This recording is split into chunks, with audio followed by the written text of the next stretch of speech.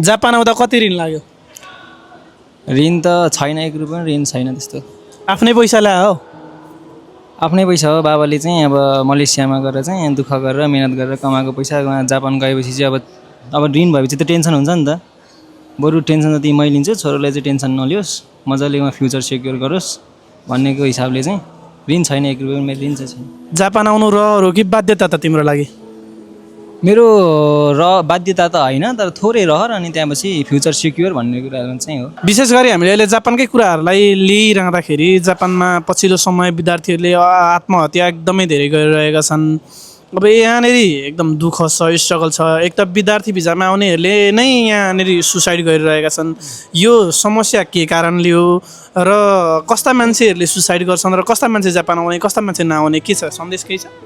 कस्ता मान्छे जापान आउने भन्ने कुरामा चाहिँ जोसँग चाहिँ प्यासन, धैर्यता भन्ने चिज जोसँग छ नि, त्यो चाहिँ जापान आउने। म फ्युचरमा चाहिँ पछि अहिले म धैर्य गर्छु, पछाडि चाहिँ म फ्युचर सेक्योर गर्छु भन्ने टाइपको मान्छेहरू चाहिँ यहाँ आउने हो। र तुक्को तु भनेको कन्टिन्यू, मतलब रिजल्ट चाहिँ क्विक रिजल्ट चाहिने खालको के, अब अहिले गर अहिले नै रिजल्ट चाहिने खालको चाहिँ यस्तो खालको मान्छेहरू चाहिँ जापान नआउँदा बेस्ट भन्छु म। हो, सही हो। भाइको यो भनाइ पनि मलाई एकदमै राम्रो लाग्यो। र अब केही सन्देशहरू दिनु छ त नेपालबाट भर्खर पढ्दै गरेकाहरू, तिमीहरूभन्दा अर्को इन्टेकमा आउने विद्यार्थीहरूका लागि सन्देश भए केही उहाँहरूलाई पनि जान्नलाई? त्यही हो, अब यहाँको सेन्सेहरूले बोलेको त टोनहरू चाहिँ बुझिँदैन।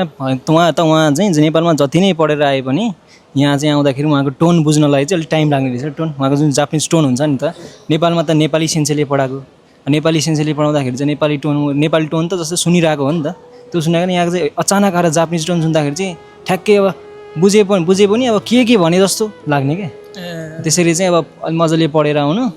अब त्यही हो, अब धैर्य गर्न सक्नुहुन्न चाहिँ क्विक रिजल्ट चाहिने मान्छेहरू चाहिँ नआउँदै बेस्ट हुन्छ।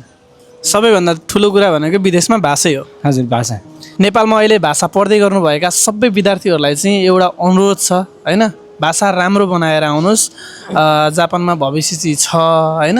विशेष गरी कि विद्यार्थी भिजामा आउँदा पनि भयो, नभए राम्रो चाहिँ एसएसडब्ल्यू भिजामा हो। आजको भिडियोमा मलाई साथ दिएर यत्रो समय मसँग रहेर मैले सोधेका कुराहरूको उत्तर दिनुभएकोमा धेरै धेरै धन्यवाद छ।